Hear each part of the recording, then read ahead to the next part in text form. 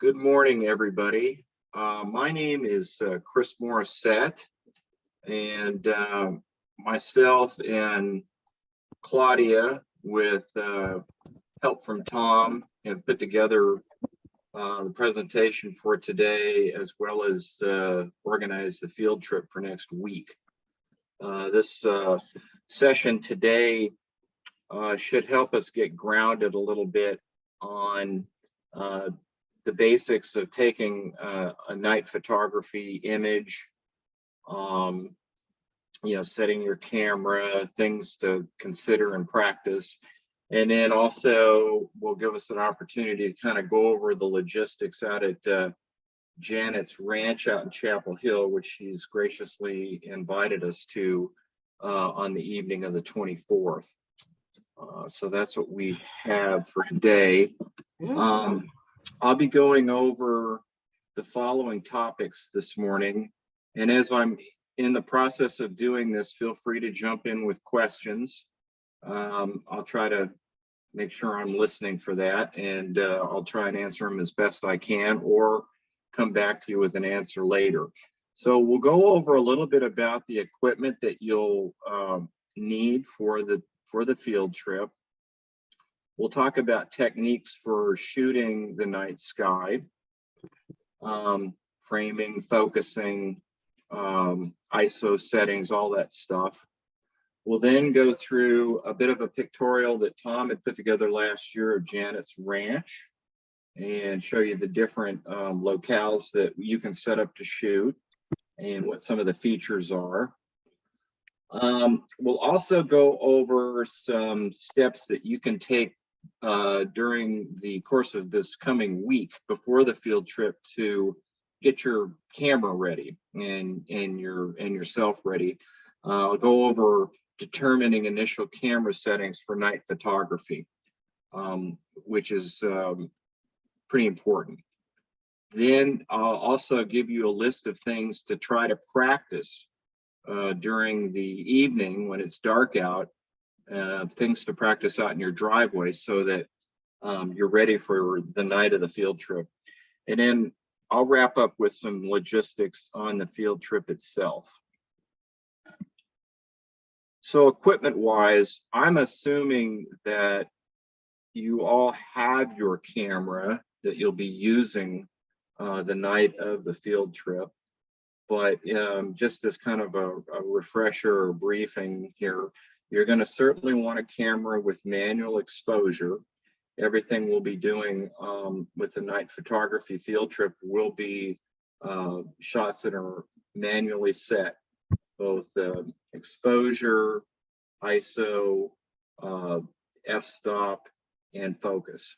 You want to make sure you've got a wide angle lens, and in parentheses it says as fast as possible. And what they're talking about here is a low f-stop. So 2.8 or lower is an f-stop that will be advantageous for taking night photography. With the opening is big, with a bigger opening, you can capture more light. You're going to want to make sure you have a sturdy tripod. Typically tripods that you buy in the store are going to be certainly adequate. I don't think you need anything special or beefy, but you want something that's that will stand still, carry the load of your camera and lens, and give you a steady shot. You'll want to have either a manual shutter release, or you'll want to use the timer delay on your camera. Most, if not all, DSLRs have this delay timer. So when you push the button, the camera will take its picture 3, 5, 10 seconds later. You want to have this either a manual shutter or delay because you want to minimize the vibration that you impart on the camera. When you push the button, the camera's gonna jiggle a little bit, and with the delay, it just gives it a little bit of time to dampen out. And then you're gonna want to make sure you have a light to see what you're doing, and I'll cover that a little bit more, and I'll show you the type of light that I'm going to be bringing out, one that I would highly recommend everybody have if possible. So as far as cameras are concerned, again, you probably already have your equipment, but just as kind of a recap from last year, full frame or APS-C is the best camera you can get for night photography. It has better low light performance, so you'll have less noise. Typically, you can get a lens that has a wide field of view, and the chip as well, that's inside the camera, and you'll typically get higher quality lenses with a kit like that. As I mentioned earlier, we'll be shooting in manual, so you will be controlling focus, shutter speed, aperture or f-stop, and ISO. There's a function in here called bulb mode, and that's useful if you want to have shutter openings of greater than 30 seconds. Typically, you do that if you're going to do star trails, and I'll have some examples of that in here. To get a good star trail image, though, you really need a lot of time, and I don't think that we're going to have that much time to do a really good star trail image for the workshop, but it's just something to be aware of. And then also, these cameras typically support external shutter release, so some of the advantages of the type of camera we're talking about here. I know Canon has been kind of a leader in the night photography arena. I'm not really privy to all the technical details, but I keep hearing Canon a lot when I hear about night photography. All right, so lenses. And those are really important. So the lens choice is critical. Not only will it have an impact on the field of view, but also on noise. So if you have a fast lens or a lens that has a low f-stop number and can open up wide, it'll allow you to shoot at a lower ISO. And ISO is kind of similar to, in astrophotography, a factor called gain. So the lower the gain or the lower the ISO, the less noise you're going to impart on the image. If you have a smaller opening, you're going to need to crank up your ISO more, which means you probably have a little bit more noise in your image. So star trails, if you have a wide angle lens, you can use a longer shutter speed before the stars begin to smear or streak. And I'll show you some examples of that here too. But the longer, like on my camera, I have a Nikon with I don't know if you can see this here, but I have a 50mm lens, and it's not ideal for this, but it gets the job done. But the thing I was going to point out here, I can go about 7 seconds of having this thing open at a full f-stop of 1.8 before the stars begin to streak. And so that's what we're talking about there. If you've got if you're shooting a wide angle and a foreground in front, though, you'll find that sometimes that isn't as terrible as it may sound. And again, the field of view is nice because a wide angle lens will allow you to capture a lot more of the sky in the foreground than even this 50mm lens. Ideally, 10 to 24mm lens, focal length lens with a full frame sensor. I mean, that's great for photographing the night sky because you can get a really wide expanse of sky and foreground. Perfect for shooting the Milky Way as well. So that's ideal. However, I know that I looked at I think a 24mm lens with a f-stop of 1.8, and the price that I found on it was through the roof. So be advised that if you've got a short focal length lens with a low f-stop, it's going to be kind of pricey, but you know, the results are well worth it. Tripod and shutter release. So a sturdy tripod, it must be capable of supporting the camera without vibration. and provide some resistance to wind, although you're really never going to get around that. One trick that I tried when I first started doing night photography is, and this is not recommended, but I would hold the tripod down with my hand to keep any wind from moving the tripod around, and then hit the shutter and hold it until the shutter exposure time expired. If you've got a time delay on it though, and the wind's not of any significance, there's no need to have to do that. The shutter release in a camera typically has 2, 5, or 10-second delay. And again, it allows your camera to settle after you press the shutter. External shutter releases provide even more flexibility. I have both, and I tried an external shutter release here back in July and ran into some issues with it. So I've just gone back to the time delay. That's the simplest solution in my mind. But if you've got both, if you've got external and it works fine for you, then by all means, that's the way to go. Now let's talk about light. You know, one of the things that I've run into more often than not, excuse me, not used to doing an early morning Zoom call, so I've got to have my coffee. One of the things that you'll run into out there is when you're out trying to manipulate your equipment in the dark, it really can get frustrating, and you want to make sure you've got some kind of a flashlight, number one, so that you can get out from Janet's driveway out to the pasture safely. But number two, you want to have something that will allow you to look at your camera and figure things out.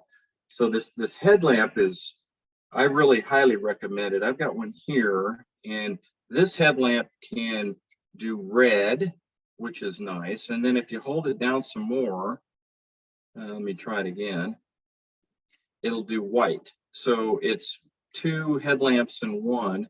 The thing that I like about a headlamp is it leaves your hands free to manipulate the camera and the tripod. And it also has an adjustment here, so you can change the angle of the headlamp to point to where you need to point on your camera or your tripod. So highly recommend that. I think I got this one at REI, which means that I spent too much money for it, but I'm sure Amazon might have something. Push comes to shove, REI has these, and again, they're really nice, because if you've got a handheld flashlight, you know, now you're trying to manipulate your camera with one hand, or you got to get somebody to hold the flashlight for you, and the headlamp is just a great way to go.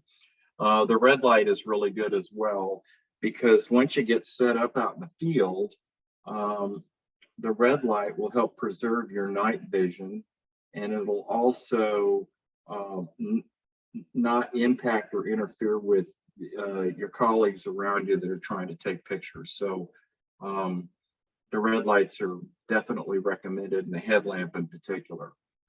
You can also use these for doing some light painting, which is kind of fun, and we can give that a try out there too. I think that'd be kind of neat. This is where you have somebody go out in front, turn on their flashlight, and start making squiggly marks or a circle or whatever while people have their shutter open. And then, you know, when you look at the image, you've got this light circle around the person. So that's kind of neat too. Anyway, highly recommend this. Highly recommend you get one. Now we'll talk about some techniques for taking the photos. And one thing that we're not going to cover today is lunar photography, deep space photography, or any in-depth post-processing. I will touch on a little bit of post-processing that I think can really make a difference with your images, but we won't go into a lot of depth about that. So this is a good listing here to go through. I'll go into a little bit more detail at the end of the program about how you can find out for your specific camera what your shutter speed and ISO ought to be, but this is some good summary information. So shutter speeds are typically going to be in the 15 to 45 second range, again, for a shorter focal length camera. Lens, excuse me. My camera, like I said earlier, is really only good up to about, say, 7 or 10 seconds. For your aperture, you typically want to open it up as wide as possible, just to capture as much light as you can. And in particular, if you're shooting the sky, you're using the foreground as just an adjunct where it may be blurry or out of focus. If push comes to shove, starting your ISO at 1600 is a pretty good idea. 1600 is, kind of a middle of the road ISO, and you can go up and down from that to see what really works best for your camera. Focus, we'll be focusing manually. So what you want to make sure you do is you want to make sure you turn off your autofocus and focus manually. So on this camera here, I don't know if you can see it, here's the autofocus button, and I've got it flipped to manual. And that's what you want to make sure your camera is. You want to make sure it's in manual all the way, all right? Because we're going to be doing our focusing right up here.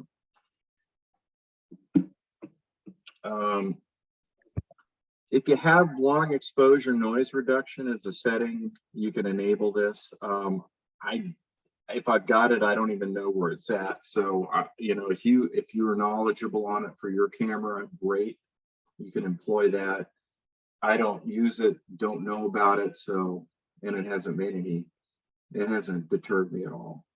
White balance. If you're shooting raw, and what we want to make sure we're all doing is shooting raw, the white balance is less important. However, I'll show you in Lightroom how changing the setting on the white balance can make your picture go from, not very impressive to stunning. So, but make sure, I think the point here is shooting raw.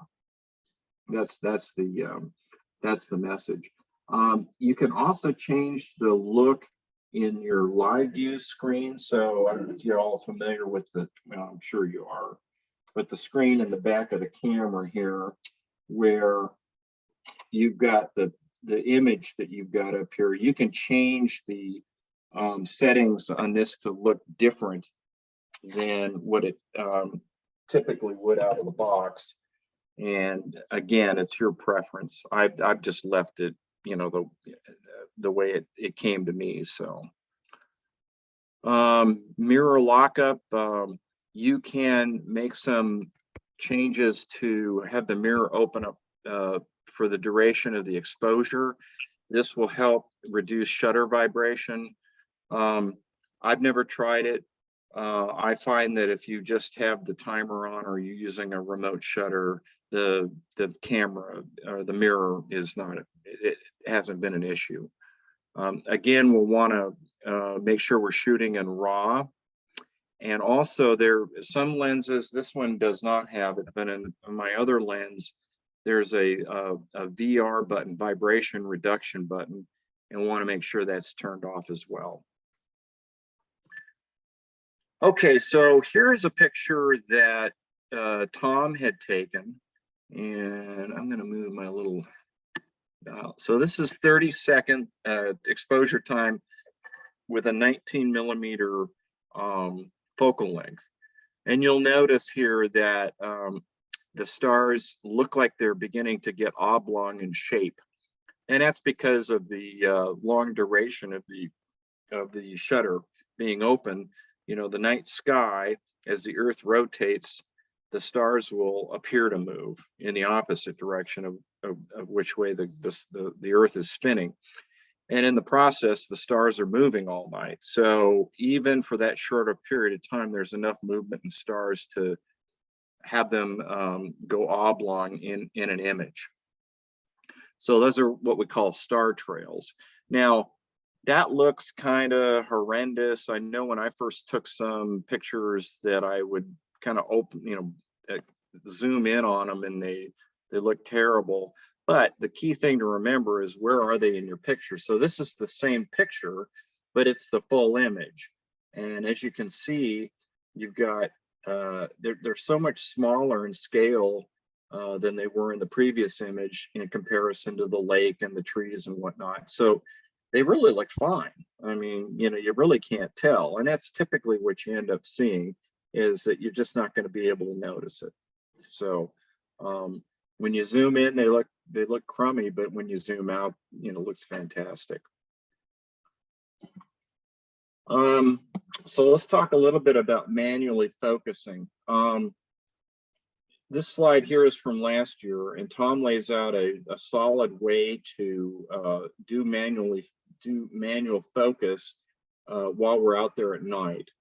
So I'm going to go through this, but at the end of the presentation, I'll give you a couple other ideas on how you can tackle this as well. So there'll be more to come on this, but you want to do in this particular situation, some test shots will help you determine what's in focus when it's completely dark. And on today's cameras, it's easier to see the foreground sharpness before it's completely dark. So I think what it's trying to say here is you want to, if you're going to have the foreground as your primary subject, and you want that foreground to be sharp and clear, then what you want to do is you want to get out there before it's completely dark and focus your camera on that foreground. And we'll be out there in plenty of time to be able to set up before, you know, it's completely dark. So that's just a tip there. If you're going to be shooting the stars, however, you're really going to be shooting closer to quote unquote infinity. And what you would want to do here, so let's say you shoot your foreground, you're happy with the pictures, now you want to shoot the stars and you want that foreground to be a little bit out of focus or be the secondary object in your picture. Then what you'd want to do is go to your lens and set it to infinity and then dial it back just slightly and take a test shot.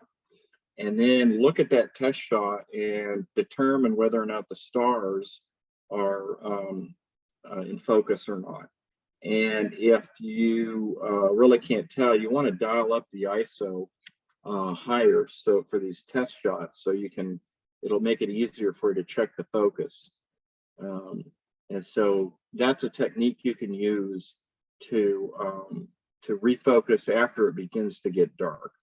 So that's really the point of this slide. Depth of field, I've touched on it a little bit here, but you know, for night photography, you're going to have a really shallow depth of field. You know, typically you're going to have, like in this particular picture, the foreground is sharp and in focus, but the moon's a little bit fuzzy. And because we're shooting at night, we don't have the same depth of field like you would during the daylight, where, you know, most if not all the pictures in focus. Here, a smaller portion of the image is going to be in focus. Let me see, wide angle shots is, yeah, so again, this is just kind of a short discussion on depth perception. But the point here is it's either the sky or the foreground is going to be your primary objective, and either the sky or the foreground is going to be the object that's going to be in focus. So some things to try, and again, these are things that we would be trying out at the field trip, is to try to take some star shots during the blue hour, which is kind of that between sunset and when it's completely dark. Stars with dark landscape or foreground objects and silhouettes, so kind of like the previous image that we just looked at. Light painting foregrounds, and in addition to having somebody go out there and make crazy circles or you know, shapes with their light, what you can also do is go out to, say, a tree and turn on the light and kind of have a background lighting behind that and then shoot. And that kind of makes for a cool foreground image. I've seen people go out and take I've seen Instagram images rather, where people would go out, put a flashlight inside an old broken down car, and then shoot the night sky behind that car, or shoot the car as the primary focus, and it makes for kind of a neat glow, if you will. And then we could try some of that when we get out there. So yeah, and then again, people with low power flashlights, long start trails, again, I'll show you some examples of that, but again, I don't know if the time is going to really allow us to do much of anything with that.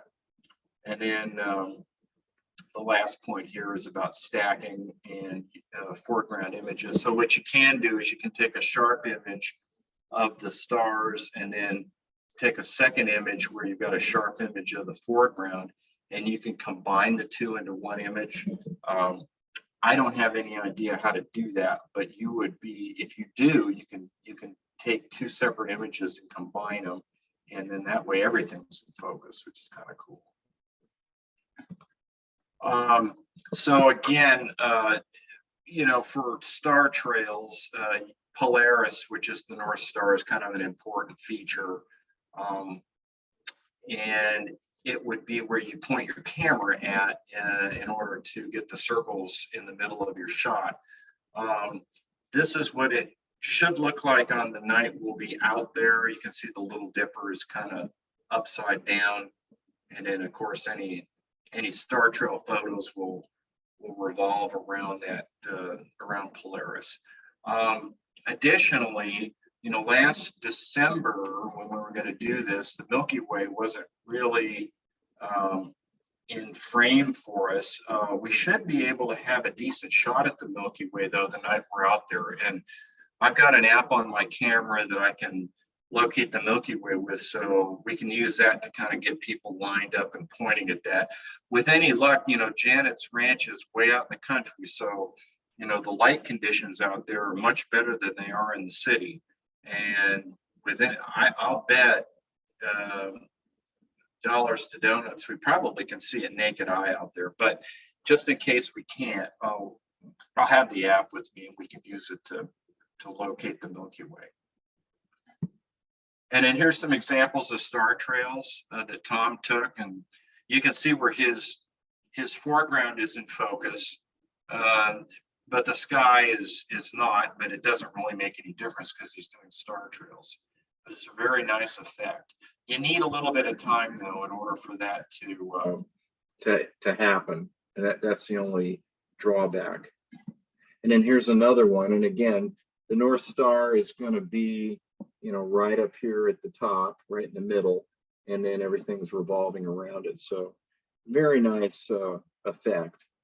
One trick you can do, maybe we can try this as well, instead of waiting the length of time that you would need to wait, one thing you could do is kind of loosen your tripod and rotate your camera. Now your whatever foreground you have in the picture is going to be all blurry and unrecognizable, but you could at least make some star trails. At least that's something that we can try. Here's a beautiful shot of the Milky Way. Again, one of Tom's photos. And you notice when I send out these slides, you can go through these and kind of take note of the camera settings to kind of give you an idea of what might work best for you and your camera, your equipment. Here's Comet Neowise here a few years ago. Very pretty picture. Shot that for 15 seconds at 41 millimeter focal length. So very cool. And then here's some light painting that we talked about earlier. And then in the background, you can see the International Space Station. So the space station is just a dot in the sky, but it's light. And if, you know, as your shutter is open, that sensor in there is capturing light throughout the travel of the space station while the shutter's open. So that's what you're seeing.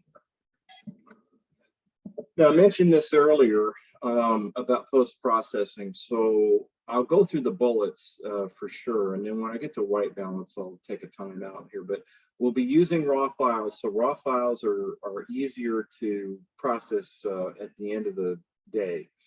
With some basic edits, you can really do a lot of good to your pictures, really turn them into something that's really nice and pleasant to look at. Lightroom is a big help. I use Lightroom a lot, and in this particular case, this is Lightroom from my iPhone. And just with some basic edits, you can do a lot to help yourself out. So exposure adjustment, so that's a key parameter to manipulate that'll help you brighten or darken your picture. Contrast, white levels, dehaze, clarity, noise reduction, those are all, again, pieces of Lightroom that can help you sharpen your image up, make it much prettier. The white balance in particular is amazing. So what you see over here on the right, the left-hand image is a shot that I took at Big Bend National Park, and that's how it looked when I came out of my camera. And I thought, wow, that's cool, you know, it's the Milky Way, but man, that's red. You know, that just didn't give me the warm fuzzy like I see on, you know, Instagram and everywhere else. So, and I shot that in 2019 and forgot about it. And then I went to Big Bend in July and was messing around with another shot that I took, and I found the white balance. I said, well, I wonder what happens if I change this. And well, you can see the difference. I mean, it went from red to gorgeous. So I was really psyched about that. So I went back and revised some of my Big Bend photos just to take advantage of that learning. So anyway, key feature, and that will take you from night to day, I think. Yeah, editing star photos can be involved, but again, if you've got any familiarity with Lightroom, it's not too bad. It's fairly easy. If you get done with the workshop and you've got an image and either you don't have Lightroom or you can't figure it out, I would be more than happy to help you out. Just, you know, shoot me an email or give me a call, and I'll either walk you through it or take your image and process it myself, because I really want to make sure that whatever image you get out of there is something that you'll be happy with and you'll want to look at from time immemorial. So just a little plug there. Okay, so that covers equipment and techniques. Maybe before I go on to locations and compositions, does anybody have any questions? Okay, I'll take that as a no.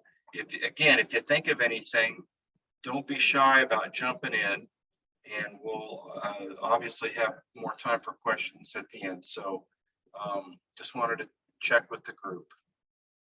You can hear me, correct? Am I coming through loud and clear? Loud and clear. There you go. Thank you. All right.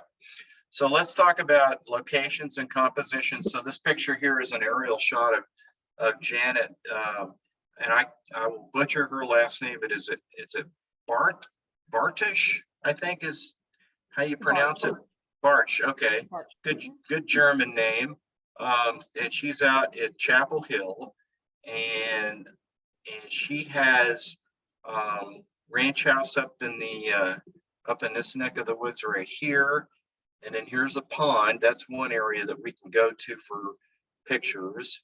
And the windmill is another area.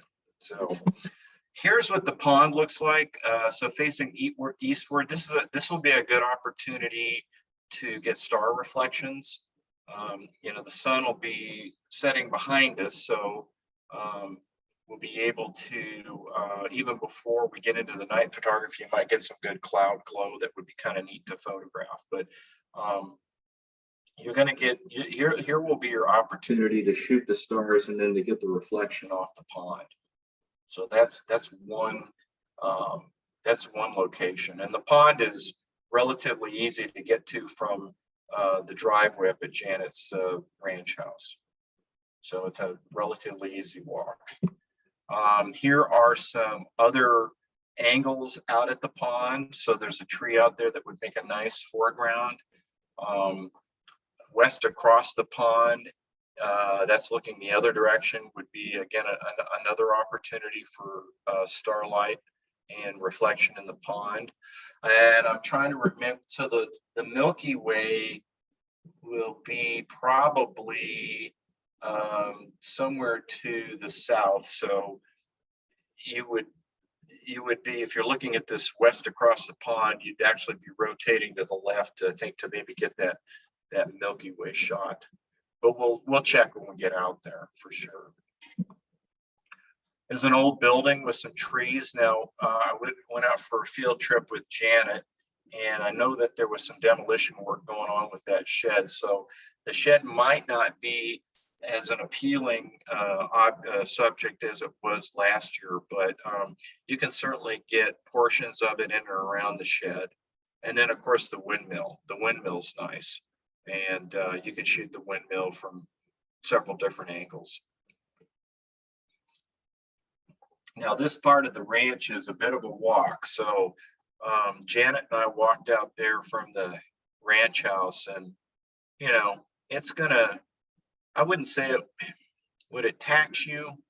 It's a bit of a walk. So be prepared for that. And hasn't been all that cool lately, unfortunately.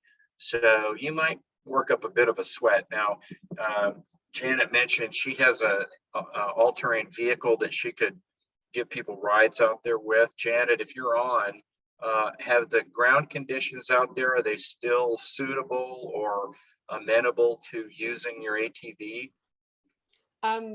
Yes, we've had a little bit of rain, so it's not quite as dry, but it's still pretty dry.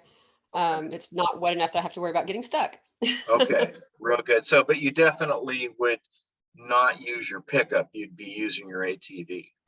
I would rather not use the pickup yet. If if I get some rain this weekend or something, then I, possibly. Okay. We haven't had near as much rain as y'all have. Right. Oh, your concern would be heat from the engine, Yes. possibly causing a grass fire. Yeah. Okay. Yeah, Gotcha. diesel trucks are pretty hot. Gotcha.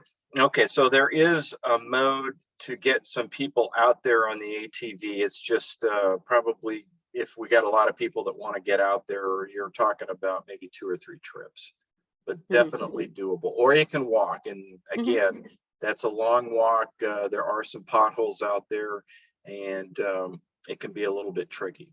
So it is a cow pasture. Correct. So correct. it's not smooth. And there are cows out there.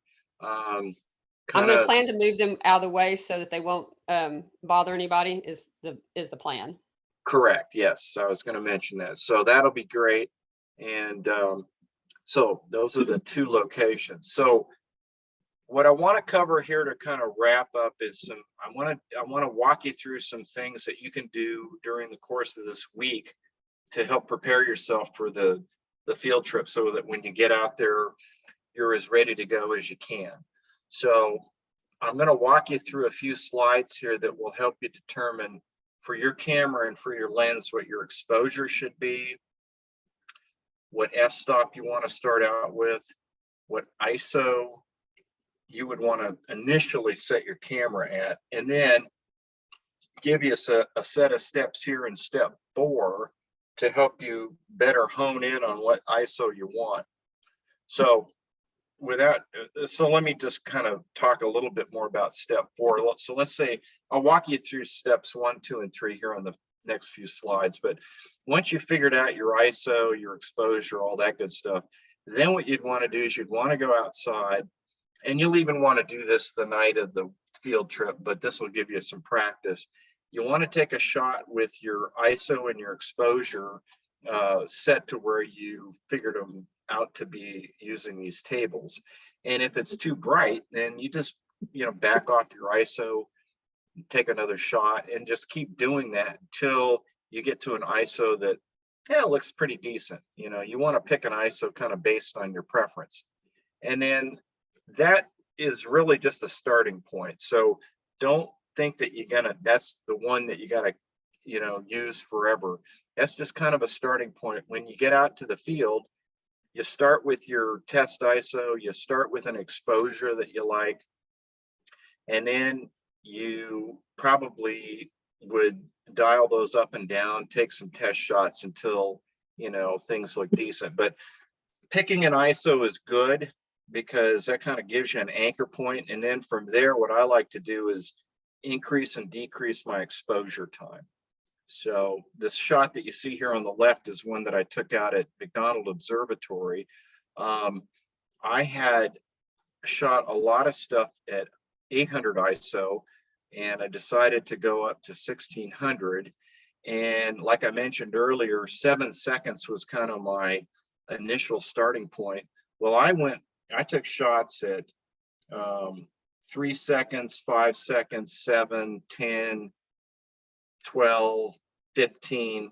I took about 7 or 8 different shots, and the 10-second shot seemed to be the one that looked the nicest. So that's kind of what you end up doing, is just sort of doing experimentation. And I did a series of shots at 800 ISO and then at 1600. So that's kind of what it takes, is just a willingness to get out there and experiment. Anyway, so let's talk about how you would look at your own equipment and determine exposure, f-stop, and ISO. So here's a table that you probably seen or may have seen in various shapes or forms. And I think these are roughly called the rule of 500 table. And what you're doing is you're saying, okay, what do I have as far as my camera is concerned? Well, in my particular case, and that's the example that we're running through here, I have a 50mm lens.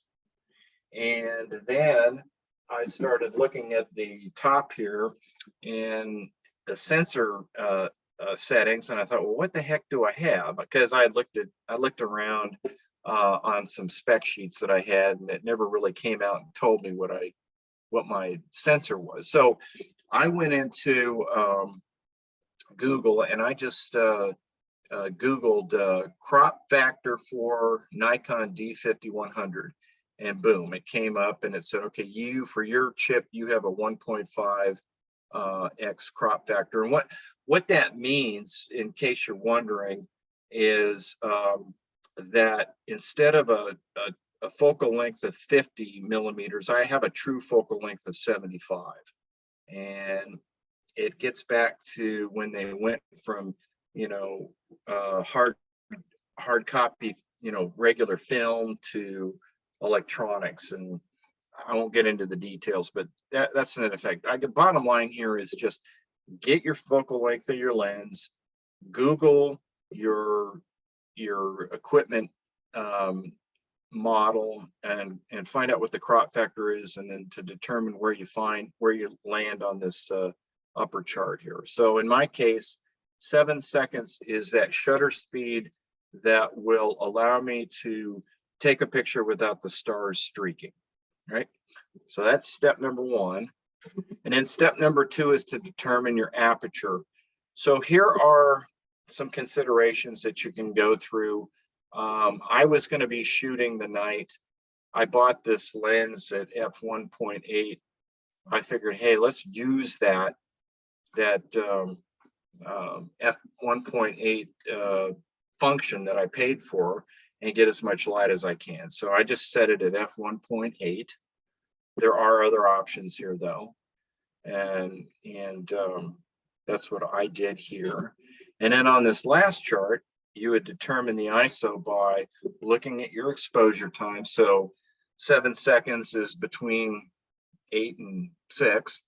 I have a 1.8 aperture. So this table is telling me that 10,200 is a good starting point for my ISO. All right. So I went out, dialed in 10,200, and it was just way too bright. So I just backed it off and backed it off and backed it off. And then finally, at the end of the day, 1600 was really what made a lot of sense for my camera. So that's, after going out and shooting, going through this table, 1600 is kind of where I ended up. Anyway, I go through all that to say, look, if you want to get a little bit more scientific about your ISO and your exposure settings, these tables are good. I would use the tables for exposure setting. I mean, there's no harm in doing that. For the ISO, you can find it out and then use that to get a starting point. But if it's confusing with respect to the ISO, then start out with 1600. However, again, use this table to help you understand, you know, what the best exposure is for you. So just my advice to you as a good way to prepare for the field trip.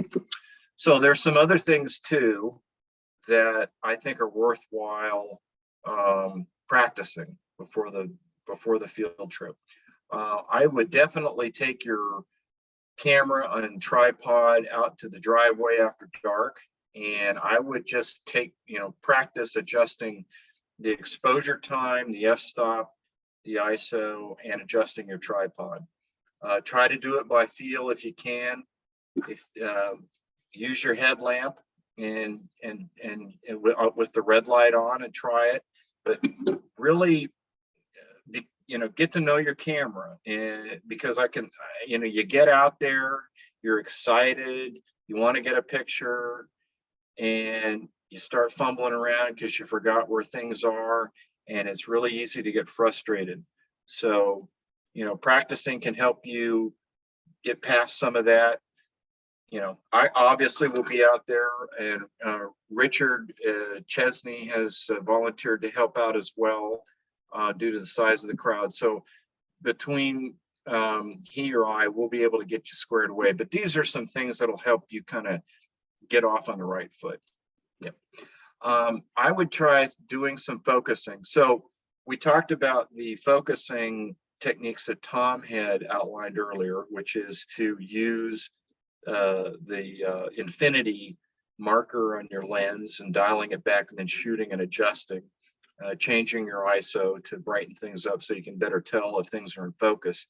That is a solid way to do that. One thing that I've learned is if you've got the, again, if you've got the live view, and I think most people do on the camera. So here's what you're looking at when you're, you got your camera out and you're out underneath the stars. And then of course you can flip it open and flip it around, depending on where your tripod setting is. But one thing that you can do is if you've got an f-stop like this camera, which is really fast, you know, 1.8, you can actually begin to see the stars in the live view, and you can begin to make adjustments with your manual focus, and you'll be able to get those stars down to a pinpoint. And then if you go a little bit further, they'll begin to blow up again. So really it's just a matter of adjusting your lens and getting those stars down to as much of a pinpoint as possible. And then that's a good way to focus. That's what I did with this baby right here, is exactly that. And it didn't turn out half bad. That's another way. And then a third method, we can always take, and this is really useful if you're going to be doing a foreground after it gets dark, is we can have somebody go over towards a tree and shine the flashlight on their clothing or their, you know, and you can, from the wrinkles, you can kind of look through your viewfinder in your camera and you can focus in on a subject that way. So, or just, you know, light up the tree and look at the tree trunk, and you can get a good focus from that. So those are a couple of different tips for doing focusing. Framing is another tricky proposition out there, because again, you know, you can't see the foreground in your live view. You know, you're just not going to be able to see that. So the best thing to do there is to, you know, to kind of eyeball your camera in terms of how you want it to shoot the tree in front, for example, and the stars behind, and then use your live view to focus in on the stars, get a pinpoint, if you will. And then you take a shot, and then you look at that shot and you say to yourself, well, is that tree really where I want it? And then it's just a matter of adjusting your tripod to kind of move the camera around to really where you want it. So you're really just taking a series of shots to tell if your framing is proper. And you know, one trick that I found too is rather than try to adjust the various components of the tripod, sometimes it's just as easy to pick up the tripod and kind of move the whole thing, you know, a degree or two to the left or the right. That may be that may be all you need to do in order to get the thing framed up properly. So that's, again, another thing to practice. Shutter release, if you're going to use your timer, you know, go ahead and set your timer and try it and just kind of get, you know, make sure that it's working the way you think it should, and get the feel for that. And then again, like I mentioned earlier, you know, take some shots and find your best starting ISO. That'll just get you ahead of the game. It's not going to be the be all end all ISO that you're going to maybe end up with out at Janet's Ranch, but hey, you at least got a good starting point. And then it's a matter of maybe adjusting your exposure time. So, little homework for this week, and I guarantee you that will pay off in big time for you out in the field. All right, so let's talk a little bit about the trip logistics. So this is going to be happening the night of September 24th at Janet's Ranch, and here's the address. And again, I went out there for a visit, and I used Google Maps, and it got me there. You're going to need Google Maps because she is way out in the country, and you know there aren't a lot of street signs or signs to tell you that you're anywhere near her ranch, but Google Maps will get you there. I would suggest we get there around 6, so give us time to kind of, you know, get parked, get our equipment out, talk, get things taken care of before we actually walk out to the locations for pictures. And then I would say probably 10ish is when we'd wrap up. You know, that's going to be a long night, and we should have enough time to get some good night images for everybody. So, and I really hope we do. I think it would be wonderful. Weather will be a consideration. So I did get from Claudia a list of all the names with emails and phone numbers. And what we'll do on Saturday morning, I'll be in contact with Claudia and Janet, and we'll assess that Saturday morning, what the weather looks like. And whether it's go or no go, I am going to notify everybody by email with the status of, you know, go, no go. So if you don't receive an email from me for any reason, please call or text me at the number given, and make sure you understand if we're going to be going or if we're not. I would really hate for somebody to drive all the way out there only to find that we've rescheduled. So we're going to make this a positive communication. If you don't hear from me, you know, we got to make contact on Saturday, one way or another, if it's good or if it's bad. And if it's bad, we're going to reschedule either the Sunday, the next day. So if we get some clouds, but it moves out, then we'll take another shot on Sunday the 25th.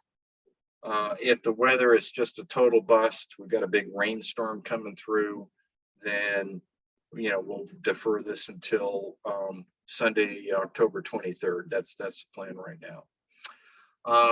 So be prepared. Again, I know I'm harping on this headlamp, but I can't emphasize it enough. This is a really key piece of equipment. If you can't get a headlamp, get a flashlight, you know, and if you've got some red cellophane that you can put on the outside of that flashlight to help preserve everybody's eyesight, that would even be better. But have a flashlight with you. Wear long pants. We've got nettles and all kinds of things that can stick you and poke you on the leg. I mean, it's not terrible, but long pants will just help protect your legs. Wear solid footwear. You want to have something, there are going to be ruts and divots and whatnot out there. So you want to make sure that your feet and your ankles are supported. And you want to have something on that if you run into a cow pie or two, it's not going to be the end of the world. So, and there are cow pies out there. If you are helped by having a walking stick or hiking poles, bring them. It'll help you get your balance. Your tripod might be your walking stick, I don't know, but if that'll help you make the trek, by all means bring them. And then insect repellent if you have it. The bugs are still out. The windmill, like I mentioned, is a long walk. Janet does have the ATV, so she can transport 3 people at a time. The pond is a short walk, it's easy access, so if that's your preference, it'll be an easier walk. What we'll do, like I said, we got a group of about 16. Richard Chesney, again, graciously stepped up to help me out. Wherever he wants to go as a participant, he'll go there and help out people that are in that group. Say, for example, they all go to the pond, he would help them out. I'd go out to the windmill, help people get set up out there, and then make it on back to the pond so Richard can actually participate in the activity. And that's how we'll manage that. Yes. This is Bill. We were sitting here listening, talking about communications, and you mentioned using text. No, email. I'm sorry, using email. Yes. Not everybody has email on iPhones, for example, like my wife. So if you send her an email, she ain't gonna get it, but she can get text. Is there any way to work around that? Well, sure there is, but Claudia, we've had several email exchanges. Am I missing something? His point is, if I'm not here at the house, I won't get the email. Okay. Okay. Because I only have it on my computer and my iPad. Okay. So I'll tell you what we'll do. Why don't we, I've got some information I'm gonna send out to people after the meeting here. And one thing I was gonna ask them to do was to reply back saying, yes, I got it, to ensure that I've got the email communication properly. Why don't I just put in there another query to say, hey, do you want to be contacted by email, text, or phone? And then I'll just get those replies back, and then that way I can cover everybody the way they need to be covered. How's that sound? We just don't want to hammer everybody with 3 messages and all that stuff. You know, it's kind of it's a tough question. Yeah. I think what you're talking about now, since you've got something you're going to send anyway, Right. for everyone to respond to their preferred method of communication on that Saturday. Right. I think that'd be great. Yeah. Yeah. We'll just handle it that way. Okay. That sound fair? Sounds good to Yeah. me. All right. Sounds good to me. Hey, All right. Chris, So yes. Chris and Yes. Claudia, I think at some point we had some sort of an email, Claudia, that said to meet at, was it Chapel Hill Bakery? Are we meeting up someplace as a group prior to going out, or was that just maybe something to happen? I'm gonna send a reminder email like I always do for the field trips. And meeting at the barbecue place and bakery actually is optional for anybody that wants to meet there early. Okay, Say 5-ish for dinner, and then all go out.